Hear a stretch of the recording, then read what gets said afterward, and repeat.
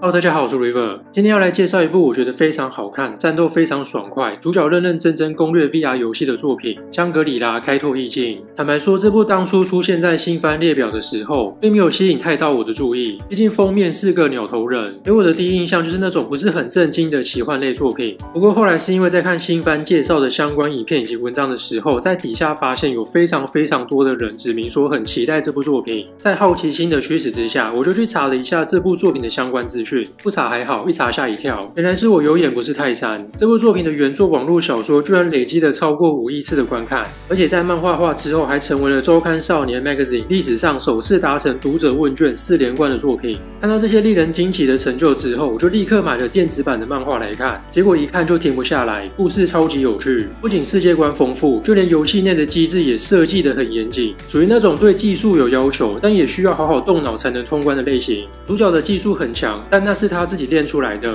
不会是那种神挡杀神、佛挡杀佛的超级龙傲天设定，在一些比较不利的对局里面也是有可能会打输的。也就是因为这样，这部的重点并不是在看主角有多强、多么会玩游戏，而是看他如何去熟悉各种机制与规则，然后一步一步攻略游戏的过程。本作的故事发生在一个科技较为发达的近未来时代，这个时代的 VR 科技已经达到了能够让使用者完全潜行的地步。完全潜行的 VR 应该不用我多做说明，就是《刀剑神域》里面的那一套。差别只在于这部作品的 VR 游戏都有登出键，而且不会闹出人命。但就算是这样，本作的故事依然相当紧凑刺激。不仅如此，这个世界的 AI 技术也相当发达，并且被大量的应用在游戏领域之中。也就是因为这样，大量的 VR 游戏如雨后春笋般冒出。除了有许多好玩到让人废寝忘食的神作之外，也有一堆充斥着各种 bug 的烂作。而本作的主角杨雾热郎，游戏 ID 为桑热，是一位特别喜欢攻略各种烂作的重度玩家。作品越烂，bug 越多，他就越喜欢。如果他生活在我们的现实世界，一定会很喜欢玩育碧的游戏。杨雾非常享受先被各种 bug 领略，然后再竭尽所能的找出通关方法之后，获得淋漓成就感的过程。因为通关过无数款烂作，被各种千奇百怪的 bug 摧残，这也让他锻炼出了非常精湛的游戏技术。原来我们都错怪了那些有一堆 bug 的游戏，那些 bug 并不是因为制作组不够用心，或是赶工出来的产物，而是为了锻炼玩家的技术而故意放进来的贴心设计。对不起育碧，对不起刺客教条。而就在某个夏天，因为游戏店老板娘的推荐，杨雾决定偶尔换个口味，去挑战一款与烂作完全相反的神作游戏《香格里拉：开拓意境》，简称香开。香开是一款拥有广大开放世界的动作角色扮演游戏。之所以会被称为神作，除了几乎没有 bug 之外，玩家在游戏里面甚至可以做出近乎是等同于现实世界的动作。而它在玩法上也非常开放自由，玩家可以扮演各式各样的职业，猎杀各种怪物，收集材料并制作成装备，饲养各类宠物，也可以四处冒险探索各地的美景，或是和其他玩家互动交流，一同享受游戏。由于这款游戏采用了军用等级的 AI 技术，所以 NPC 的拟人程度已经高到可以说是真人的级别。要不是玩家的头上会显示 ID， 不然有时候在游戏中真的会搞不清楚到底谁是 NPC 谁是玩家。值得一提的是，导入 AI 的可不是只有 NPC 而已，就连游戏里面的怪物也搭载了这套技术。这也就意味着等级越高的魔物就越聪明，其行为模式也就会越复杂。例如在动画的第2季，主角就在夜晚的野外遭遇到了一种名为红帽哥布林的怪物。别看它小小只的好像很弱，它不仅血量多、机动力高，还会在攻击的时候夹杂各种假动作，甚至还会呼朋引伴来围剿玩家，相当难以对付。而香开的世界中存在着7大最强的独特魔物，是只有在玩家满足特定条件的时候才会出现。寻找并战胜他们，正是这款游戏的主线任务。然而，尽管香开已经开服了1年，玩家人数超过3000万人，但仍然还没有玩家可以击败任何一只独特怪物。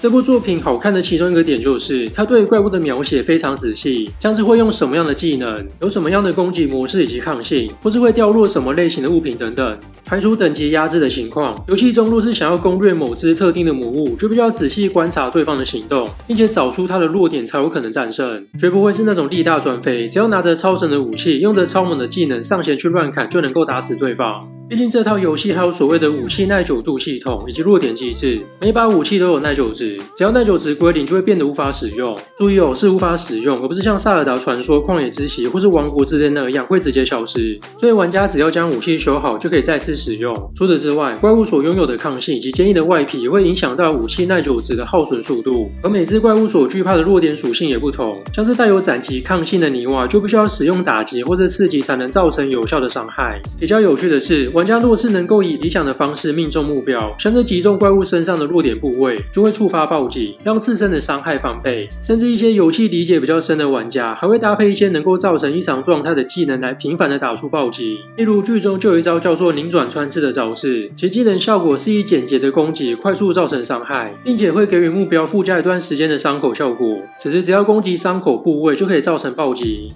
这些复杂的设计都大大增加了这款游戏的上手难度，但相对的，只要足够了解游戏机制，就算是低等玩家也能够跃等打怪，大幅提高了本作战斗的可看性。看着主角在战斗中认真动脑收集情报，然后一步一步攻略各种魔物的场面，真的是非常有趣，没有那种自己刚入手某款新游戏，然后慢慢摸索的味道。然后不得不说，这部动画在打戏上的呈现真的是做得非常顶级，不仅动作流畅、运镜优秀，就连打击的音效也做得超级带感。是近期少数只用画面和音效就能做出宛如游戏般打击感的作品。光是第一集的战斗场面就让我忍不住重播了好几次。另一方面，这款游戏的职业系统也设计得非常丰富，剑士、弓箭手、盗贼这些基本的战斗职业是肯定有的，有些职业还可以选择不同的擅长武器。除此之外，还有专门给敌人上各种异常状态的咒术师，以及不确定是走纯生产还是有特殊战斗技能模组的锻造师。而相开是允许玩家们之间进行 PK 的，所以可以期待一下未来会有高手玩家之间的对决。我们的主角桑乐选择的是2刀流佣兵，这是一个可以拿双武器、主打高速战斗的职业。玩家在创建角色的时候，还可以选择人物的出身，这项选择会影响人物升等后的属性加成。让主角所选的流浪者会让幸运值获得加成，但防御率则是会难以成长。而幸运这个属性会影响到角色的暴击率以及物品的掉落率。怕有些还没看过的人不知道，主角的人物之所以会是鸟人头，并不是他刻意捏出来的，那个只是外观头饰而已。主要是因为主角在玩这类游戏的时候，都习惯先准备好一点的武器，以追求高额伤害。防具方面则较不重视，所以一开始就把身上的防具都拿去卖钱来买武器。然而主角又觉得让角色露脸又裸体很奇怪，所以才会带上创角时系统送的鸟人头饰。而出身选择流浪者的玩家在进入游戏之后，角色并不会出现在新手城镇，而是会出现在城外的森林里面，算是开局难度比较高的一个选择。不过这对于拥有大量游戏经验的桑乐来说，这个开局难度反而比较适合，甚至还觉得有些简单。即便是第一次遭遇到被称为新人杀手的稀有怪物致命兔，也能在不掉血的情况下将对方给斩杀。这只兔子看上去很可爱，但移动速度贼快，而且每一下攻击都是会让新手玩家的 HP 直接归零的要害攻击。不过毕竟是在新手区会遭遇到的怪物，设计上比较没有那么聪明，攻击模式较为单一，只会朝着玩家的脖子砍去。经验丰富的桑乐当然很快就察觉到了这一点，连续2记招架后反击就将对方给击倒。所谓的招架，就是在敌人的攻击即将打到的瞬间，利用武器将其架开的一种防御技术，可以抵消或是降低角色所承受到的伤害。有玩过类魂游戏的人应该都知道，这招非常吃时机以及玩家的反应速度。顺带一提，在相开这款游戏里，玩家的行动还会影响到角色的技能学习。例如桑乐因为打出了招架反击而学会了一招名为快闪反击的技能，这个招式可以让角色在成功招架之后的下一次攻击获得加成的效果。从上述的一些机制就可以看出，本作的原作者印里菜非常熟悉游戏里面的机制，不难猜出他在现实中也是一位喜欢打游戏的玩家。事实上，他在过去的采访中就有提到，相开这部作品深受经典 JRPG 异度神剑的影响。不仅如此，作者平常也很喜欢观看一些 VR 或是奇幻类的作品，像是大森藤野老师的地错。相开中有许多怪物的设计灵感都是来自那部作品，不过相开里面却没有地下城的要素，这是因为作者认为在这方面自己不会写得比地错还要好，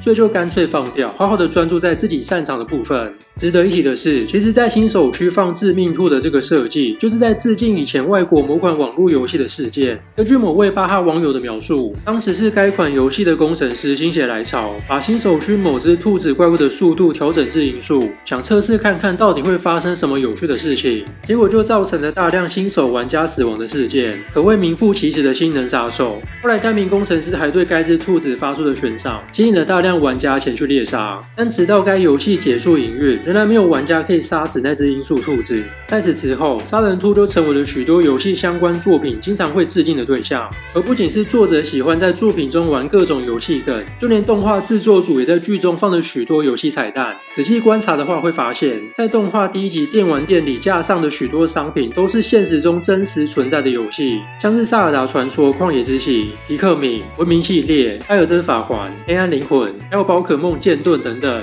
对于我这个重度的游戏玩家来说，当初在看到这一幕的时候，真的是感到非常的惊喜，也很期待未来在剧中可以看到更多的游戏彩蛋，就像一级玩家那样。如果你是热爱游戏的玩家，或是喜欢看爽快战斗的人，真心推荐你去看这部认认真真打游戏的香格里拉开拓意境。